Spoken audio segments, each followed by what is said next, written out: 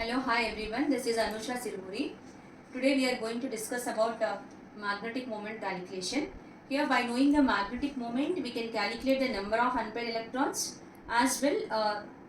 By knowing the unpaired electrons present in the complex, we can predict the hybridization accordance with the VBT, vice versa. Here in uh, coming videos, we can explain in detail. Here, right now, how can we calculate magnetic moment? The formulas required for that magnetic moment. Let us see spin only formula.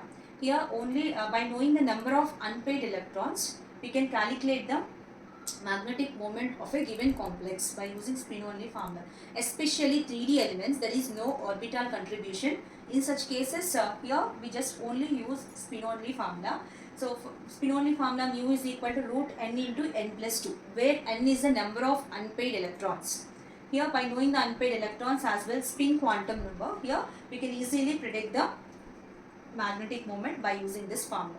If unpaired electrons 0, here 1.0 is the magnetic moment. By substituting 0 into 0 plus 2, here we will get the 0 as a magnetic moment. Here 1, if unpaired electron 1, number of where n is the number of unpaired electrons here. So if unpaired electron 1, here 1 into 1 plus 2, here root 3 will get 1.73 is the magnetic moment. So these are the different magnetic moment values corresponding to a number of unpaired electrons. 2, 2.83, 3, 3.87, 4, 4.9, 5, 5.92. So after that here the pairing electrons will get, so that maximum 5 in the orbital. After that spin orbital magnetic moment formula. Here in some complexes orbital contribution also we should consider. In such cases the formula mu value is equal to 4s into s plus 1 plus l into l plus 1. Here where spin orbital coupling is present. So in what cases spin orbital coupling takes place? Especially here a T2z orbital in a complex is asymmetrically filled. In a particular complex, if T2z orbital is asymmetrically filled, then orbital contribution will be takes place. In such cases, we should consider the formula.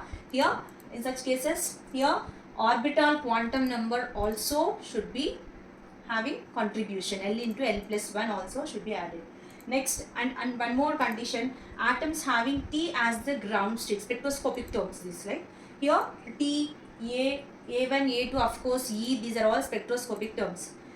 Atoms having T as the ground state term, then here orbital coupling also takes place. Spin orbit coupling will be takes place. Orbital contribution we should consider when T as the ground state instead of A1, A2, E. If A1, A2, E are the ground state terms, then no need of consideration of orbital contribution. We should only consider spin only formula in such cases. Here magnetic moment can be calculated in heavier atoms by using this formula.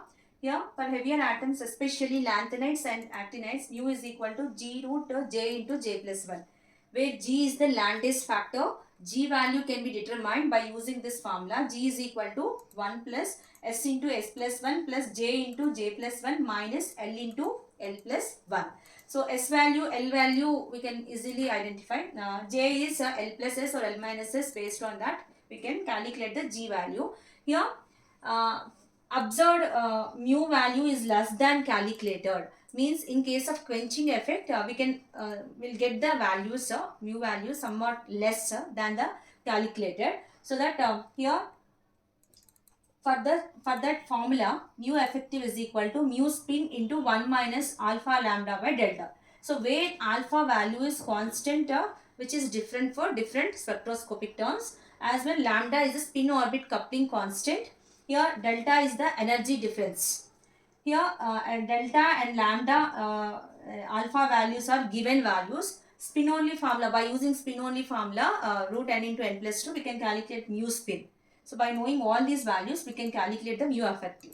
Here lambda value is nothing but spin orbit coupling constant, and alpha value is different for different spectroscopic terms. For S term we will get 0. For D term here we are having 2. For F term 4. For F spectroscopic term alpha value will be 4. So by substituting all these values, spin values calculated by substituting the number of electrons. root n into n plus 2 or root 4s into s plus 1.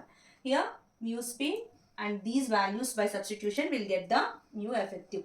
So this is in case of quenching, here we will get the observed value. Here this is about these are the different cases in the calculation of magnetic moment in the case of complexes. Thank you all.